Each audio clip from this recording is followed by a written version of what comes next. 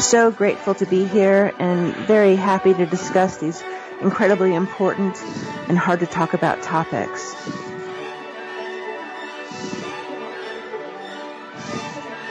He has an incredible backbone and staggering moral fiber. Howie is totally committed, completely ethical, totally admirable. No pressure if you can hear this, but honestly, Howie's a hero to me.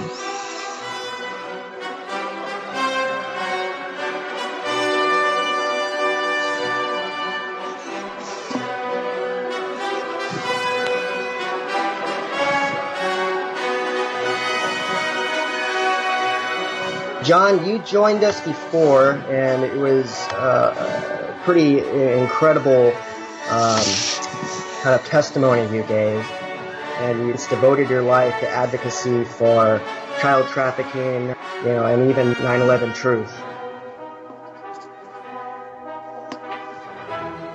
Maybe you could explain to us, in the last decade, what do you think the most challenging parts of coming alive on some of these issues have been? Probably the hardest thing, and it continues, is just realizing that pretty much everything that I was told and taught since I was in grade school is probably not true.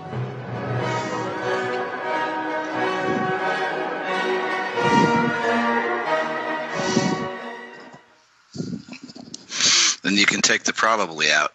Howie, how are you? Doing well. How are you, John? Not bad. Good evening. Well, I could be better because, unfortunately, Elle's not here tonight. And first things first, I want to wish her well and get well soon, as I'm sure you do, because she's like indispensable in my view. Absolutely. We can tell by that intro. Yeah, absolutely. Don't worry. Like we're sitting here like, how are we going to do an intro? Don't worry, it gets worse. But and what is it? God takes care of fools and drunks, whatever. So and along that line tonight, we just totally lucked out because we have a very special surprise guest. I'm talking about Marie McKenna, who we met just recently, and through doing this show, meeting you, Howie, and Elle, and a lot of other people. Marie has recently just astounded me with her knowledge and expertise, and she's giving us a hand. I mean, this show is about child trafficking, but it's just a symptom of corruption. And Marie McKenna is a corporate marketing officer who has some pretty vast experience with corporate America, and is also an activist. And I don't know about you, Howie, but I don't think those two things ever appeared in the same sentence. So I think that's pretty cool. Yeah. And she's going to be helping us with the vigil for Seth Rich that's coming up. So, Marie, welcome. Welcome, Marie. Thanks for having me, guys. I appreciate it. Awesome. Well, go ahead. Should we talk about the vigil a little bit? That's a great place to start. Yeah. So, we've decided after going back and forth. Originally, we had it on Sunday, July 9th, thinking that more people would be able to show up on Sunday. But after further consideration and actually Marie's input, we've decided that Monday, July 10th would be better. And basically because we're going to get more exposure in DC. The town will be, everyone will be working in the town and everything. So, that's where we need to be. And people, if they're going to show up, if they have to take a day off of work or whatever the case may be,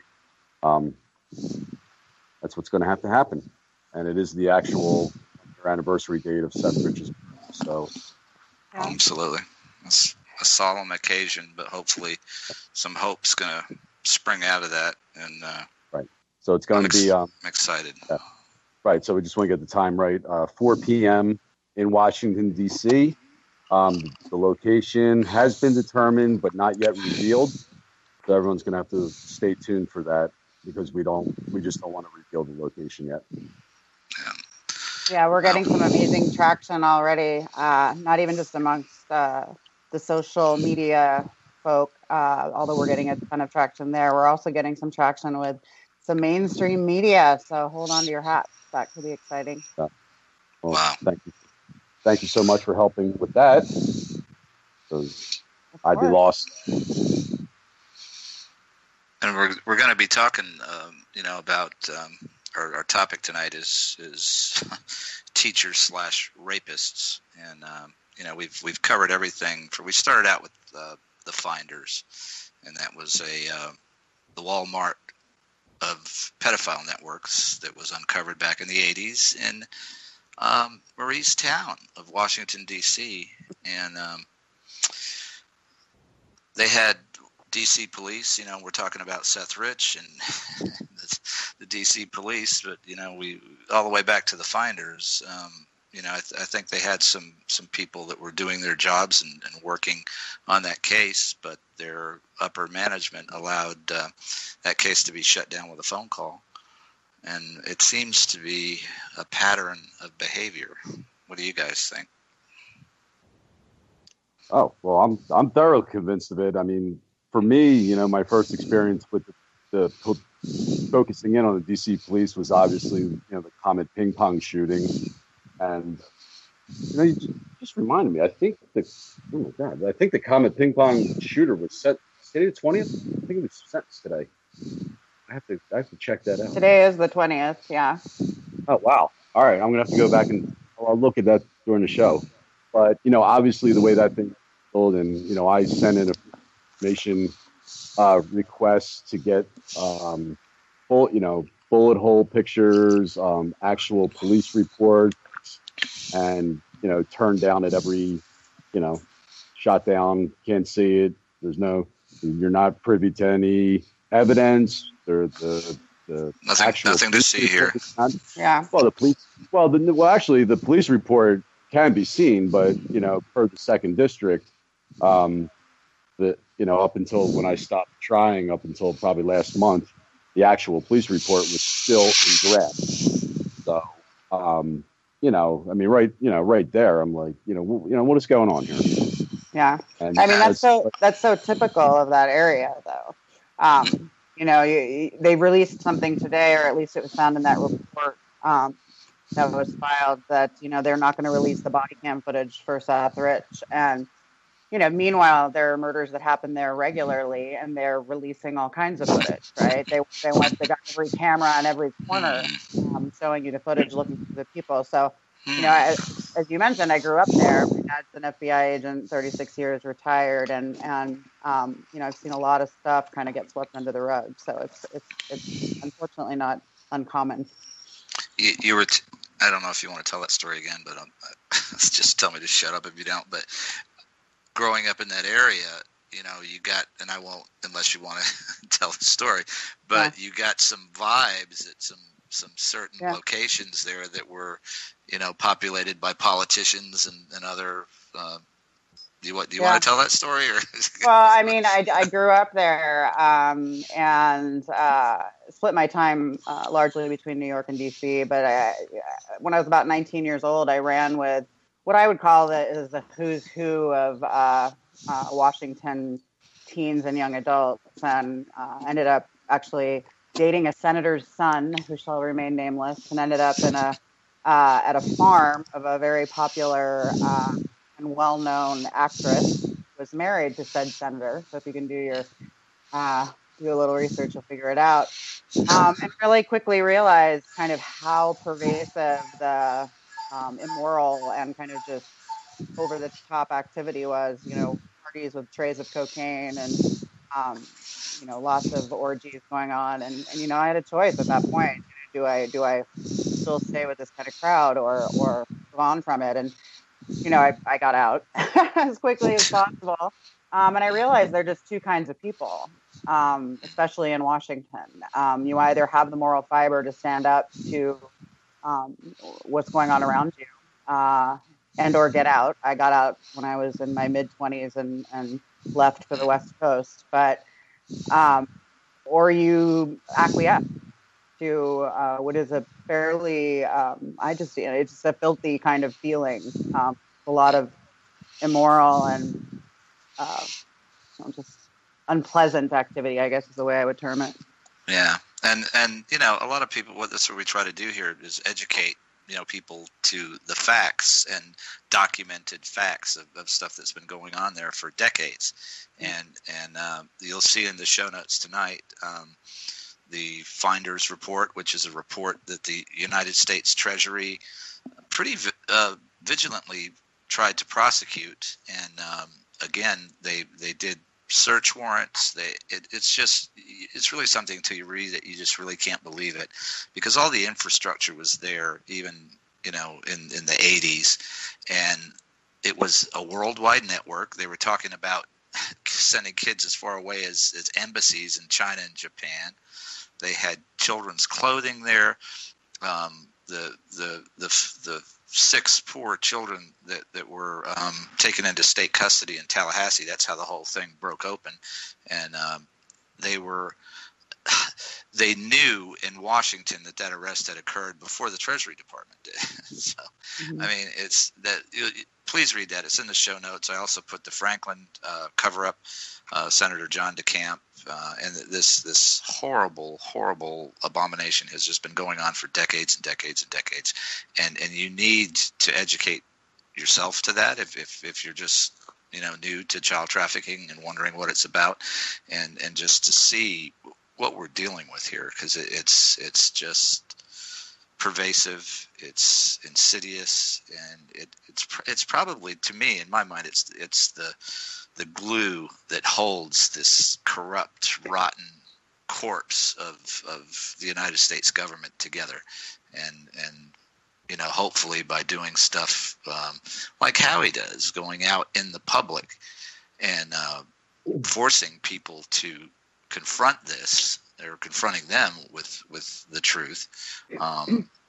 That's the only way that this is all going to come down, because people have been working against this for years and years. Some pretty powerful people, and William Colby, who was the director of the CIA, told John DeCamp, there's just some things that are too big to remedy, and that's a pretty heart-stopping statement from the director of the CIA.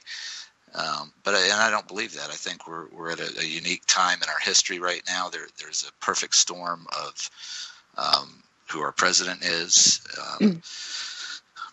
the tragic murder of Seth Rich, what went on with the DNC lawsuit. I mean, there's just in my mind, a perfect storm of events, and the only thing that's going to make use of that is getting people out on the streets. Yeah. And that's hopefully on July 10th is what we'll be involved with doing. I've been thinking a lot about the correlation between how corporate America runs and corporate businesses run, and what I know about that environment and how that correlates to government. And in all corporations, everybody says the tone is set from the top down, right? So depending upon who's in charge, who sits as CEO, what the board members are doing, it really drives the character of the business. And it's very hard to change from the inside out if that character is negative or immoral.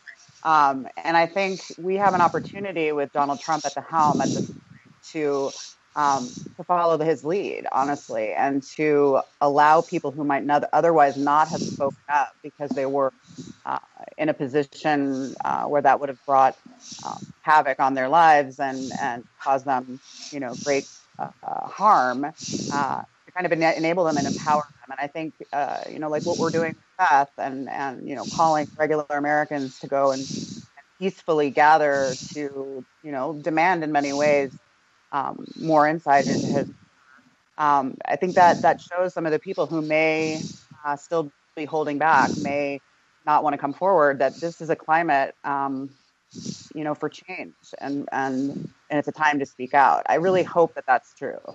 I think we haven't had that opportunity, at least certainly for not the last 8 years, but for a very long time. There have been a lot of politician type folks at the head, and their primary objective is to protect themselves. And I think for the first time we have something different. So I feel hopeful. Absolutely. And Howie probably put it the best I've ever heard it, as far as, why Seth Rich is important. This is Howie, please talk about your analogy and why this is so important. The dragon. What is it? The dragon. Oh. Well, I look at the child trafficking and the child sexual abuse as the dragon, and the networks as the dragon, and the entire thing is the dragon, and everybody wants certain people to go down, and we need to go after the elites and find the top, and that's a difficult thing if we're going after, but. I personally, as just an average, ordinary person, am not going to take down certain people. But what I can do is spread awareness to the point where we're going after the feet and the legs of the dragon. We're attacking it, and weakening it. Death by 1,000 blows. Going after the feet, using our speed, going around it. We're not climbing the dragon and going right after the head, but we're going to weaken it, bring it to its knees, and eventually work our way up, and eventually get to the top people. It would be great to get to the, who is doing this and running all this and been going on for years. But, John, you said the head of the CIA says this is too big.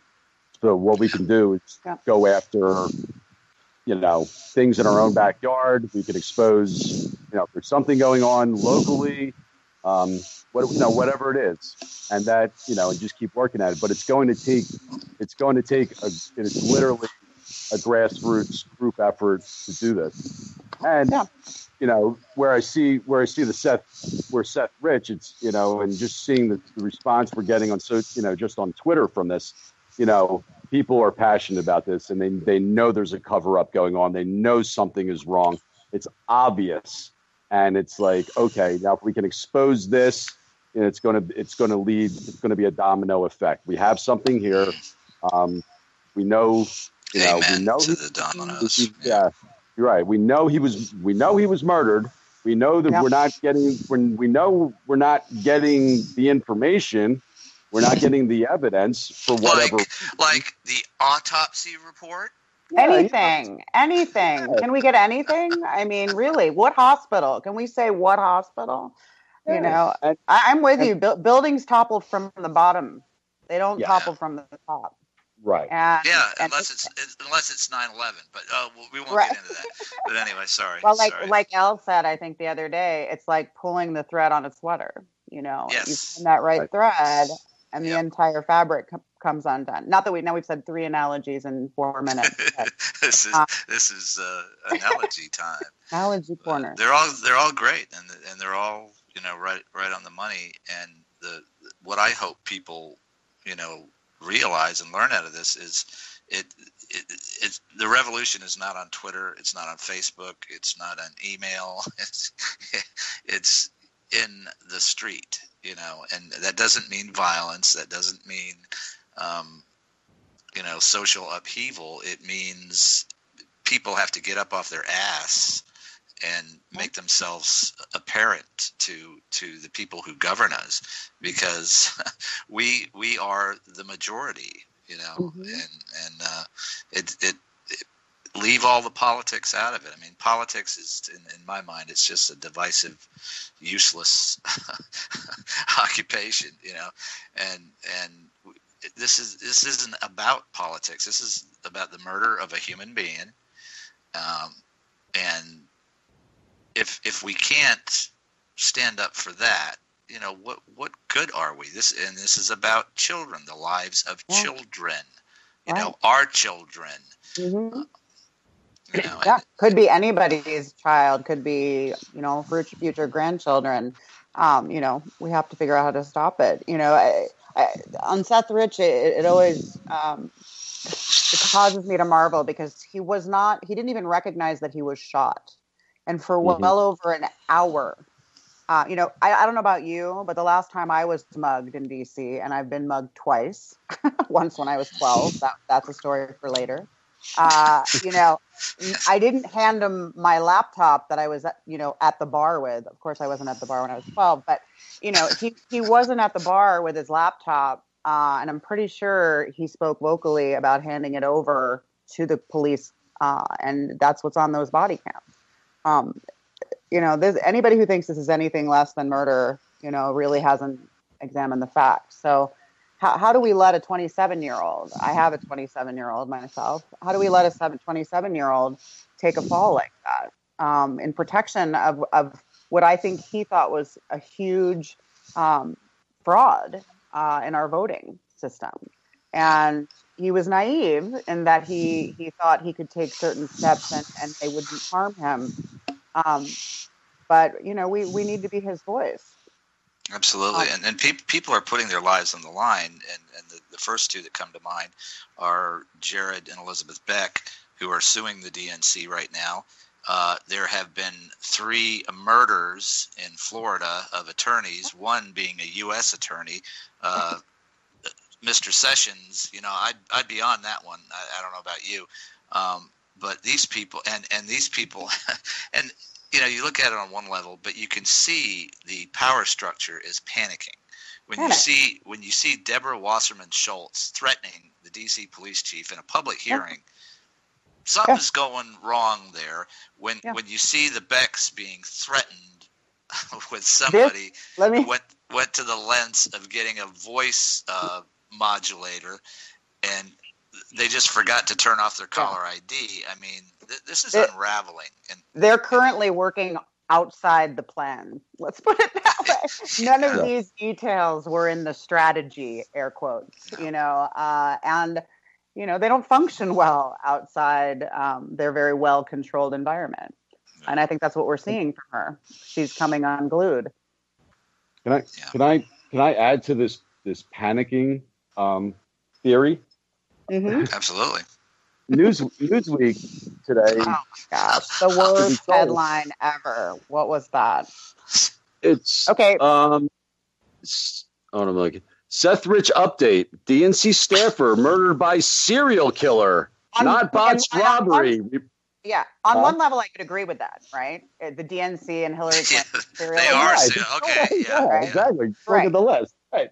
Maybe it was satire. But we're not talking about a month or two. We're talking about almost a full year. It was a robbery. Shut up. Go away. Leave the family alone. And then all of a sudden, nobody's. See, that's the thing. Nobody's going away, and they're like, "Wait a second. Everybody's supposed to go away by now." So Newsweek it's Newsweek. Seth Rich update: DNC staffer murdered by serial killer, not botched robbery. Report claims. All these report claims. Let me tell you that DC, if it was even a normal serial killer in DC, they would have turned in their aunts, cousins, the people down the street for that $500,000 reward. Yeah. They'd have been lined up every day trying to get it. Yeah. That should be a little tip off to you when $500,000 sits unclaimed. There may be a very serious cover-up going on. And I'll tell you what, I got to tell you about that article today because you gave it to me, and there's so much information, and I look at it in the Newsweek thing. I didn't see that because when I saw that, I said, okay, that's bullshit. And I could, but anyway, I start reading it, and it's like, well, George Washington University and this person and that. I said, well, that sounds like a pretty impressive group. And then I start reading it, and I'm like, oh my God, this is bullshit. They dress it, they're putting lipstick on a pig, it's like, God. I mean, I try to figure out what side Berkman is on, and he's that lobbyist who's, put his own money out. And I always have a big question mark for lobbyists anyway, because they're lobbyists. And there's always an ulterior motive. But, I don't understand what this money he's putting out is serving if he doesn't put it out in an effective way. Even as a lobbyist, I think he's degrading his own position by not having it be beyond reproach. So I struggle with things like that because there is a real investigation that needs to be done here, a very serious investigation. And a shout out to Matt Couch, the real Matt Couch here, because he is, he's on Twitter and he's retweeted for us the vigil, and he's doing and amassing a group to do just that. Go through the various details to their ability. They're being curtailed left and right from gathering that. But they're going to be on the ground in DC trying to do that. God bless them, right? With all the and potential wrongs. While we're shouting out, I have to shout out to George Webb and Jason Goodman and Trish Negron for that's their asses are on the line, and they got kicked out of Oxford today. And they were obviously blackballed by, I would think, the intelligence community because they're supposed to be unknown journalists, So they show up for Eric Braverman's a public speaking engagement, and they kick them out. I mean, it's panic, But I worry about them. They're out there, and they're putting their ass on the line. I don't care what Some people think this, some people think that, but you know what? I've been watching this whole mess for years and years and years, and the only thing you can tell is people's actions. That tells me something.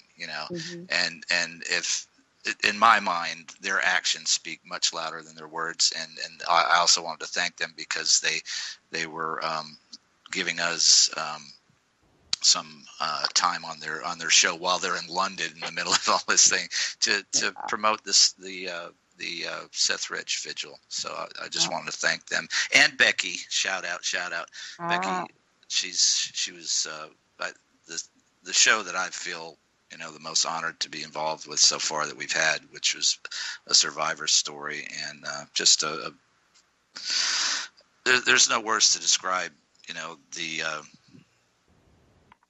integrity and bravery and courage of this woman, who's been through this, everything that, our worst nightmares, and has come through it and is making a positive difference in the world. So Becky's, and she's on our Twitter feed.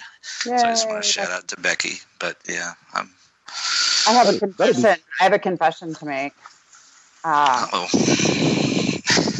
For 25 years, you introduced me in the beginning. I've been a spin master, essentially, right? A marketer and a PR professional. And I want to encourage everybody here. A spin master, for everybody who doesn't know, is somebody who crafts the message so that the media and affiliates can repeat it, so that the rest of the world can adopt it. And I've been doing that in technology for a long time, but that, it no less happens everywhere else.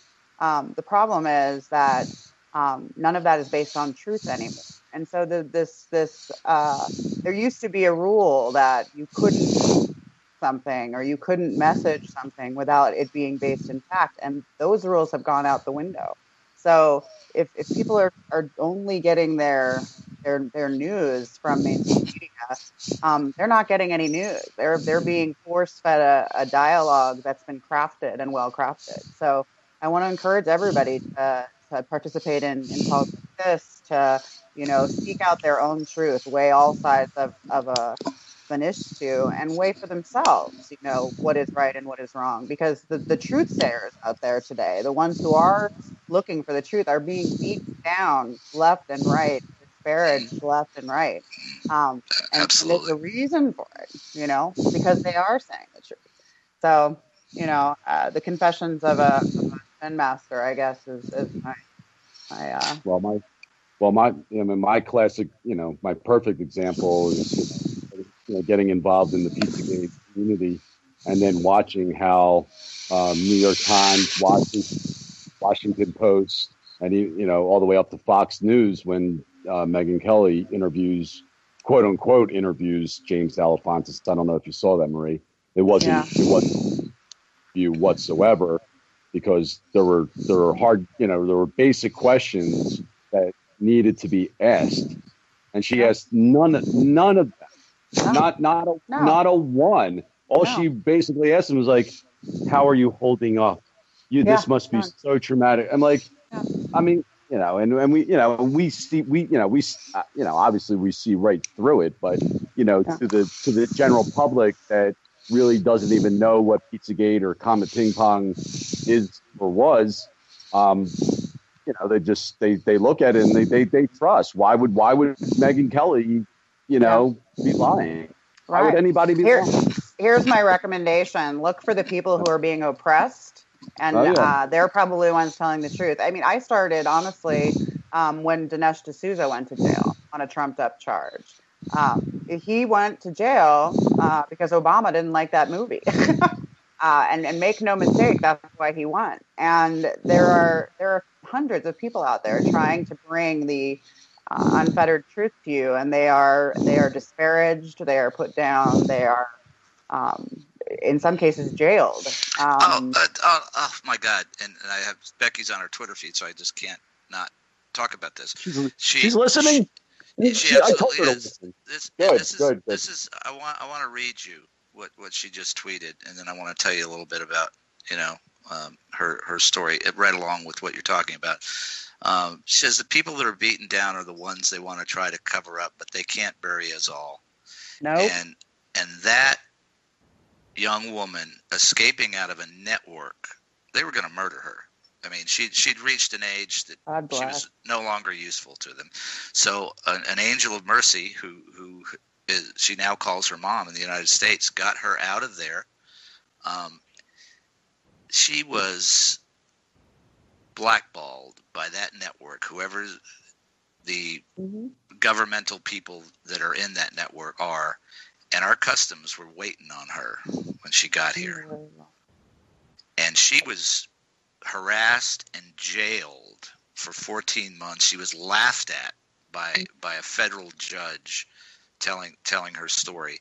And it's truly just a miracle that she's out now and she's still here. They wanted to send her back to be murdered. And we're letting the Awan brothers ship tractor trailers full of diplomatic unbelievable, right? Unbelievable. And on the terror watch list. But the survivor of a sex trafficking network, that there are very few. We're gonna, our customs service is gonna be waiting for her. Really, and that's the priority of our infrastructure. It's just disgusting, and I love her. God bless. She's bless. amazing. God bless. And they will not bury us all. They won't bury us all. I'm sorry. Go ahead. No, I just wanted to say, because when she was on the show, we're talking about people about speaking. We were talking specifically about survivors speaking up and people that are afraid. But I connect it to people that might be afraid to show up at a rally or be in public. And at some point, if you really want to make a difference, in this world, you got to take a stand. Now I'm thinking of a movie. I gotta take. I think like Braveheart. We can be like Braveheart. There you go. Scottish. No. I'm done with that. No, I think it was in Ferris Bueller's Day Off. I got to take. Okay. Same thing. Before the dad's car went through the window. Yeah, right. I'm going to take a stand.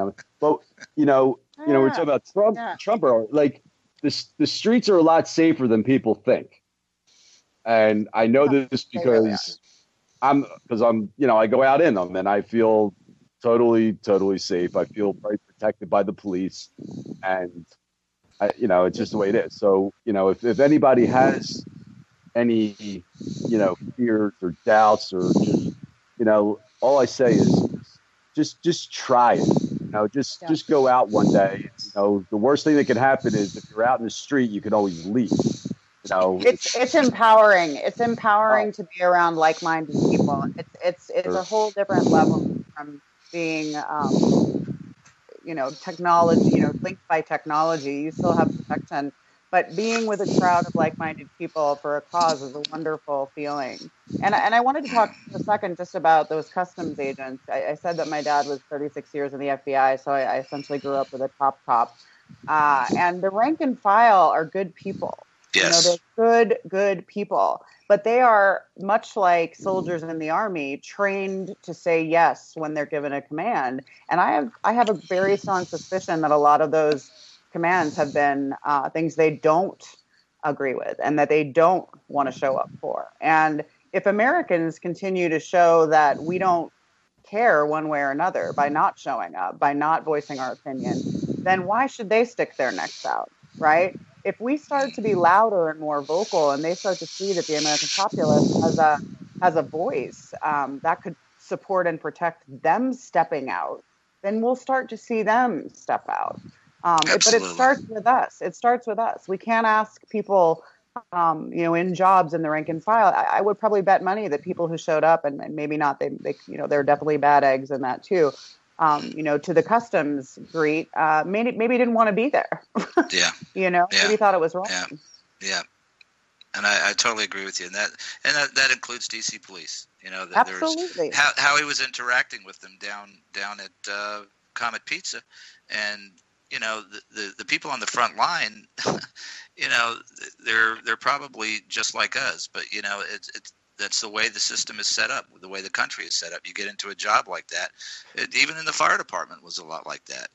Your administration was often not near the quality of your line people, and I think that cuts across all the government agencies and especially the FBI after what the Comey debacle. I mean, it's obvious, but you've got an agent that's been there for 15 or 20 years, and what are they to do when their higher ups are corrupt, and we have whistleblowers. They come out and they blow the whistle, and that's good, but the support's not enough, and let just what you said and what Howie has been saying from day one, until we get out in the streets and be seen as human beings, not political parties, not labels, not this, not that, but we are the citizens of this country. We are human beings. We're all created equal. There's some document said at some time, and we're there to claim our rights as human beings on the face of the earth, which is not to be murdered, not to be child trafficked. And to stand up for those who are, right? Yes, to stand up for those who are. I mean, I'm going to go back to the analogy I gave you of corporate America and why I think we have such an opportunity with Donald Trump, because there are two types of CEOs in this world, and for all intents and purposes, he is the CEO of the United States of America. There are those who are dictatorial, which he's accused of being, but everything he does and every way he acts shows that he is not. He is the other kind of CEO who hires the best and brightest, who defers to them, who wants loyalty, and I'm going to put that in air quotes because that came up with Comey. He wasn't asking for blind loyalty. He wasn't asking for him to be a slave to his commands. He was saying, I want you to be loyal to this government and to do the right thing for the people. And with that kind of top-down support, the American people can continue to rise up. And when we push on both ends, then the middle has to start crumbling. Is the way I see it. And so, I think for the first time in a very long time, we have an opportunity and have to seize on it. Yeah, and people are starting to realize that this corruption and the child trafficking networks, they are bigger than the presidency. Okay, all that's going on, it happens at a much higher level. And you've got, you can say what you want about that. He's not my favorite person in the world, and I just have to be honest. But the guy is trying.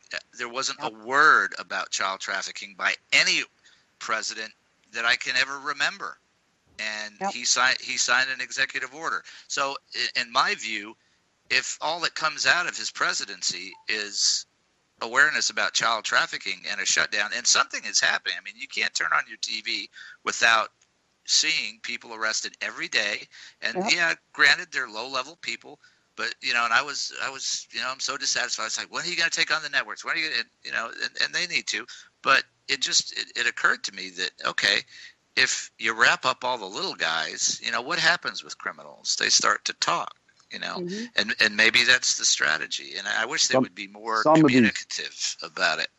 But I hope that's their strategy. Roll up the little guys, they rat, and then the big guys go down. Hopefully, some of these people that have been arrested, because I do this at least once a week. I will do searches for child sex abuse arrest, child rape arrest, and you're just going to get pages and pages and pages and pages.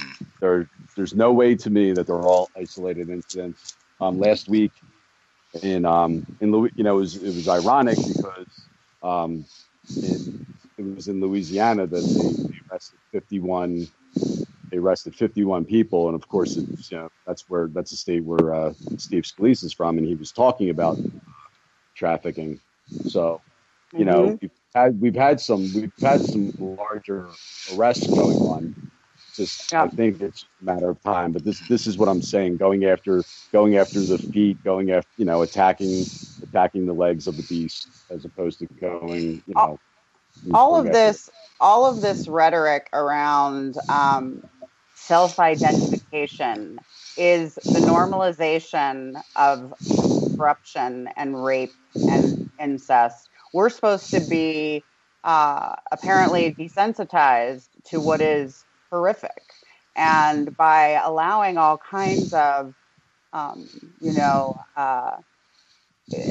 think unnormal to pervade our dialogue, we're supposed to then be desensitized. There was that teacher who was a pretty girl, and all the tweets were about, it was hot. It was hot according to TMZ. It was hot. Did you see what just happened, Howie? Our guest segued. Yeah, it's a nice segue. Yes, got us back on topic. It was not lost on me. Thank you, Marie. You're welcome. Tell him, Howie. Tell him about the. Go ahead. I'm sorry. Well, I just think it's so crazy, right? Why do we? I have a teenage boy. I would be just as horrified. And I have 3 girls. If that were to happen to him, and yet, all the tweets were about, where was she when I was 17? There's just this weird normalization of what shouldn't be normal that we have to fight against. And at least, I agree with you. Trump is imperfect. We should not be running around there. He's not sanctified. There is, he's a human being. But at least he's giving a voice to some of this stuff. Yeah. Yeah. Howie, tell us about, that article that you knew would piss me off. Tell us about the social engineering that in the description of child rape. Now, you know what? Now I don't. Now I'm drawing a blank, because it was basically it was 5. The art. Oh, what was it? Oh, it was bad behavior. Bad behavior. Bad behavior. 5. Yeah, 5 teachers. 5 teachers in the Atlanta area in 30 days were raping their students. Teachers gone wild. Is that what it is? Teachers gone wild. They actually called it bad behavior. But, even as I did a search before we came on, just on teachers, and, there's teacher sexual misconduct. They used misconduct twice. 3 cases of alleged teacher misconduct across Western New York. They won't use. I mean, these are the people that we're entrusting our children to. How is that deviant sexual relationships misconduct?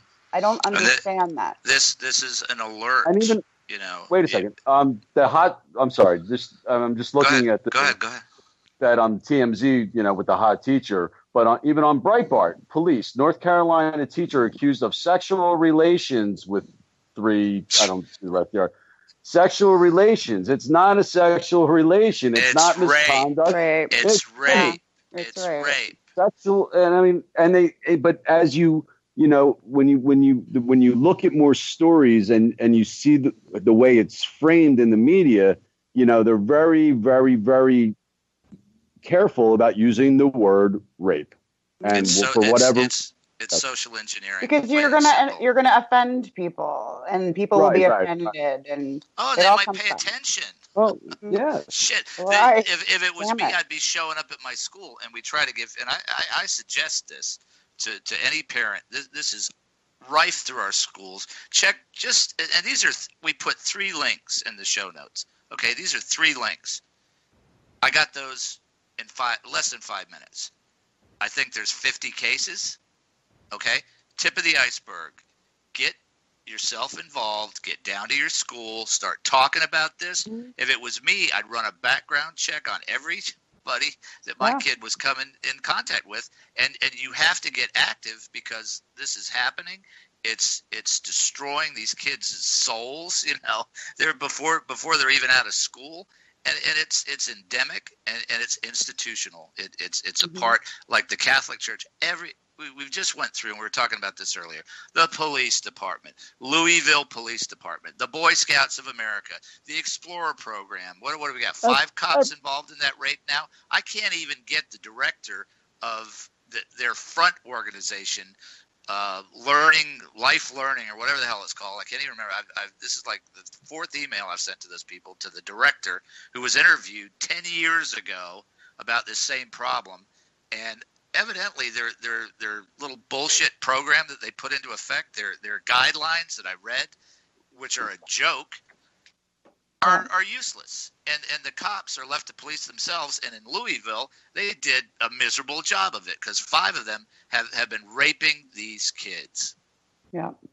So one of my favorite things is when one of these stories actually makes the news. They always stand outside the school and they have they start sticking microphones in the faces of parents sitting in the car waiting to pick up their kids, and they're just like, "This is shocking. I never could have imagined that something like this would happen." Where have you been? Right? Where are you? Where are these parents? Yeah, look at the thing for the promo for the show on Twitter. That there's like there's 2, 4, 6, 8. That's 15 on one little area of the internet. And this is nationwide. It's worldwide. The same thing goes on in Britain. This is institutional pedophilia. It's become, they have inserted this into our society, and the crap you read in the newspaper, and they're having sex with children. No, they're raping children. And I got to put a shout out to Lori Hanrahan and parents. Get on a site called Data for Justice. Lori Hanrahan, she's a professor or was a professor at American University. Has had her kid trafficked. She's had judges in Maine and the Child Protective Service facilitate that. And obviously it's her mission to stop this. They have huge databases of educators, college level, you name it, that are possessing, and that's another misnomer, child porn. That's child rape pictures, okay? It's not pornography. It's not kiddie porn. Not it's your entertainment. It's child rape. And we need to start calling this what it is. Not actors and actresses. It's interesting. I had 2 conversations this week in and around missing children. And I didn't necessarily make the immediate connection, but these kids are disappearing off the streets. There was on I think it was Britain's Got Talent. There was a choir called the Missing Choir, the Missing Something Choir. And when they were interviewed, they were all parents whose children walked out the door one day and just fell off the face of the earth. Boys and girls. And you start to think to yourself, what happened here? How can they not solve these problems? And are these kids somewhere? In some cases they were 30 years old. Some of these cases, you imagine they probably passed away at this point if they were trafficked. But why can't we figure that out? And the other conversation was around technology and why technology hasn't risen to the level that we can track our kids. Well, You know? and once you get down this rabbit hole, you just don't want to know. And people need to get off Facebook now. Pictures of their kids immediately. This is how they did it in the 80s. Okay, they infiltrated daycares. They got school yearbooks, and they made their little catalogs of these children, and they stalked them and they kidnapped them. Okay, that it was primitive technology, but they did it. Right now, they just go on computers. They can access cameras that you have in your house. Okay, but primarily it's social media. It's people posting pictures of their kids. They're cataloged, and these degenerates sit there and pick these kids out of a catalog. They send a van out with no windows with these people who do this, and that probably operate in your town, and you don't even know it. They may be they may be a postal worker, they may be a butcher, that are part of these networks, and they will go out and stalk. And you hear these parents, "Oh, I just took my eyes off them for a minute." They're right there, and those kids are gone, and that's happening right now tonight. It happened somewhere. But I ask myself, when I know as much as I do about chip technology and GPS tracking, we chip our dogs. Why don't we chip, those aren't, obviously they're not GPS, they're not sending out a signal, but it's not beyond our technology to figure out a way, to chip kids, until they're 18. I just wonder why not figure it out. And I'm sure they can, but I like the old-fashioned way. I would not take my eyes off my kid. Oh yeah, and that's what I trust, because with all the malfeasance in the technology, I just and unfortunately that's the world we live in. You cannot take your eyes off your kids. You can't trust anybody, with them. You have to know their background, and parents are just going to have to be hyper vigilant and talk to their children about this. It's a horrible topic, and at younger and younger ages. And it's just, it may be a difficult conversation, and you may be asking them to grow up too quickly, but it's much better than the alternative. And I urge people, we have, and those are 3 links. Go to the show links, do your own research, and show up down at your own school board. Talk about this. Let them know that you know what the hell's going on. You don't have to accuse anybody, but the worst thing that you can do is shine the light on this, because they're like cockroaches and they all run from it. And if you can just show up there, let them know and let that you're watching them, a lot of the incidents of this will decrease, because it cannot live in the light of day. Yeah, absolutely. Good old-fashioned parent participation needs to be happen. I see it just in our school district around here. It's the same parents over and over again that are active, and I would say that's 1/3 of the parents that are in the school. You've got to be active. You've got to know what's going on with your kids and who the teachers are, and what their temperament is. There's just not enough of that. Every minute. I see more and more cases. It's like, oh, well, yeah, we did it. I guess that didn't come up on the background check that he was convicted of a sex crime 10 years ago or whatever. It's like, hell, do your own. Now there's some good technology. You can get, I think it's like, I don't know, $20 a month, and you can run a background check on anybody. Get their names. I find it interesting because, in the United States, statistics with, child rape and sexual abuse trafficking statistics are very difficult to find. And, when I was looking at teacher abuse, the Telegraph in the UK, there was a study on that 959 teachers and school staff were accused of having what they call inappropriate relationships with pupils from 2008 to 2015. So close to 1,000, and that's just what was obviously what is known. But it seems like other countries are much better, particularly England, are much better at putting out information than the United States. It's just, if Becky just made a very it's a great point, and it's a horrifying point, but we need to get the schools to talk to these children because the parents are involved in this. Her parents Right. were involved in it. Then you're dealing with a whole nother thing. Yes. Yeah. Yep. And you can be that. I mean, you can be that voice. You know, that squeaky wheel, and you know, they are there to serve the public. And if you're a member of the public, you know, the more noise you make, you know, you can get that school official or school nurse or whoever it is to do a program and go in and talk to these children about this. Or, well, you know, I mean, the other piece of this though is that we've lost our village mentality, and it truly does take a village as a child. You know, I mean, I said earlier I grew up half in New York, half in DC. In DC, you know, we barely knew anyone. I mean, we were kind of its transient population. In New York, we went to everybody's bar mitzvah and christening and that and the other. You knew your neighborhood. You knew the people on the streets. And you would watch out for kids who looked like they could be in danger. And you spoke out. And for some reason, we don't do that. You know, everybody's turning a blind eye to potential abuse or you know, things that are just not quite right.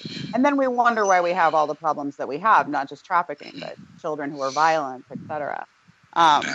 We're just not responsible.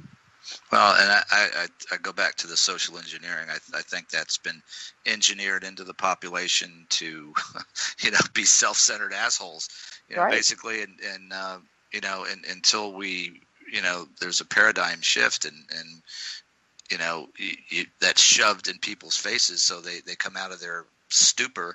You know, it'll continue, but you know, I think at least there's some hope out there because people are doing that. Full circle back to Seth Rich. You know, he's our child. He's the 27-year-old of the American Village who was trying very hard to help. And it's our job and our responsibility to stand up for him. You know, he was murdered on the streets of Washington near his. We should be outraged and willing to stand up for him in public. And every one of these children, you know, every one of them. Well, you know, listen. After this, hopefully from a symbolic standpoint, finally getting our people into the streets, and then. Like we've got the issue, whether you want to call it Pizzagate, Pedogate, whatever you want to call it, we've got the issue and we've got the goods, we've got the evidence.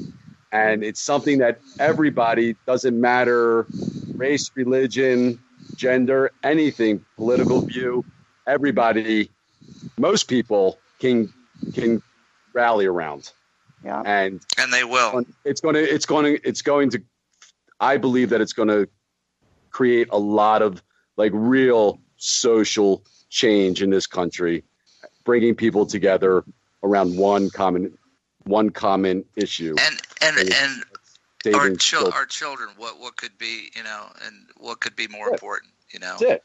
Mm-hmm. That's it. I believe it. We don't deserve to be a democracy. We can't protect our kids. You know, we need to be a totalitarian state in a one world government, whatever the hell they've got in store for us. And the only thing that's going to change that is getting up off our asses, because this is a secret. Don't tell anybody. There's more of us than there are of them. So praise God. That's the big secret. Yeah. This is the point almost where out of time. Yeah, this is Could take the almost out. Thank you, Marie. Thank you, Howie. Thank you, guys. Thanks a lot for joining us. Thanks, everybody that tuned in. Becky.